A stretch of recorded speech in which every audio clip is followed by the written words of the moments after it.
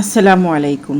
আমি প্রবাসী মোহাম্মদ রানা। দীর্ঘ ১১ বছরের প্রবাস জীবনের সমস্ত টাকা পয়সা সম্পত্তি বিক্রি করে আমার প্রাণপ্রিয়তমা আমাকে ছেড়ে, আমার একটা বাচ্চাকে ছেড়ে আমার বুকে লাথি মেরে একজনের হাত ধরে চলে যায়। এই দুঃখ এই কষ্ট আমি কাকে দেখাবো? ১১ বছর আগে আমি সৌদি আরব থেকে ছুটিতে এসে পারিবারিকভাবে বিয়ে করি। পরিবারে আমার মা নেই। আমি বিদেশে যাওয়ার ১ বছর পর আমার মা মারা যায়। আমি ৭ বছর প্রবাস করার পর দেশে ৬ মাসের ছুটিতে এসে বিয়ে করি। আমরা ২ ভাই ১ বোন। তেমন ঝামেলা নাই আমাদের পরিবারে। আমি প্রবাস থেকে এসে এক আত্মীয়র বাসায় দাওয়াত খেতে গিয়ে রিমাকে দেখি। রিমা খুব বেশি সুন্দরী না, শ্যাম বর্ণের মধ্যে চেহারার মাধুর্য অনেক। আমার শ্যামবতী ছিল। আমি আমার পরিবারকে জানাই। তখন আমার বাবা আর আপা মানা করে, বলে মেয়ে তেমন ভালো না, তুই অন্য মেয়ে দেখ। রিমা তখন কলেজে পড়তো। ইন্টারে পরীক্ষা দিয়েছে নাকি দিবে মনে নেই। আমি আবার এসএসসি পাস। আমার আপা কোনো রকম রাজি না, কারণ আমার আপা বলতো আমি তার মা মরা ভাই, সে আমাকে সুখী দেখতে চায়। কিন্তু আমার জোরাজুরিতে আপা রাজি হয়। আমার কথা হলো, বিয়ের আগে মেয়েরা অনেক কিছু করে, সেটা দেখার বিষয় নয়। বয়স কম, উড়ন্ত মন, বহু কিছু হয়। তাই বলে কি বিয়ের পর সংসারই হবে না, এমন তো কোনো কথা নেই। আমাদের আর্থিক অবস্থা অনেক ভালো ছিল, তাদের তেমন একটা ভালো ছিল না। তারা ২ ভাই বেকার। তার বাবা জাহাজে চাকরি করত।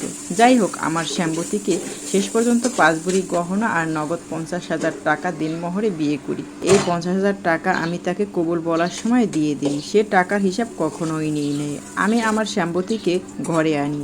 তার লাজুকতায়, তার মাদকতায় যেন আমি বিভোর। আমার বাবা আমার বোনের সাথেই থাকতো, আর ভাই তখন বিয়ে করেনি, প্রবাসে ছিল। আমার বোনের স্বামী আবার সেনাবাহিনীতে চাকরি করতো। সেই সুবাদে আমার বাবা আর আপা দুলাভাইয়ের সাথে বিভিন্ন জায়গায় থাকতো। বাসরাতের দিন পুরো ঘর আমি গাঁদা ফুল দিয়ে সাজিয়েছিলাম। সেদিন রাতে তার সাথে আমার কোনো কিছুই হয়নি, কারণ তার পিরিয়ড ছিল। তার যে পিরিয়ড সে আমাকে বলতেই পারছিল না, ঘরে চুপচাপ বসেছিল।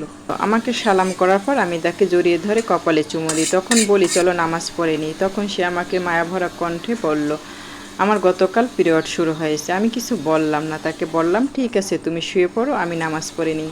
আমি উজু করে এসেছি, নামাজ পড়তে বসলাম। তখন সে আমার পাশে বসে থাকলো। আমি নামাজ শেষে তার মাথায় হাত রেখে দোয়া করলাম। তারপর টুকিটাকি কথা হয়। তারপর তাকে আমার বুকের মধ্যে রেখে ঘুমিয়ে পড়ি। সকালবেলা উঠে তাকে আমি আমার পাশে পাই না। আর পাবো কীভাবে? আমি উঠছি দিনের ১২টা বাজে। উঠে দাঁত মাজতে মাজতে পুকুর পাড়ে গেলাম। দেখলাম পুকুর থেকে মাছ ধরছে, কারণ পরের দিন বউ বধ করবো তাই। ঘরে এসে বউকে খুঁজতে লাগলাম, কিন্তু বউ আমার মহা বিজি, আপার সাথে কাজ করছে। আমি নাস্তা না খেয়ে দুপুরের ভাত খেয়ে মসজিদে নামাজ পড়তে চলে এলাম। নামাজ পড়ে বন্ধুদের সাথে বাজারে গেলাম। ঘরে একেবারে মাগরিবের নামাজ পড়ে ঢুকলাম। আমার এক বন্ধু অসুস্থ, বিয়েতে আসতে পারেনি, হাসপাতালে ভর্তি ছিল, তাকেও দেখতে গেলাম। মাগরিবের সময় ঘরে এসে চা খেলাম। দেখলাম বউ তখনও বিজি আপার সাথে।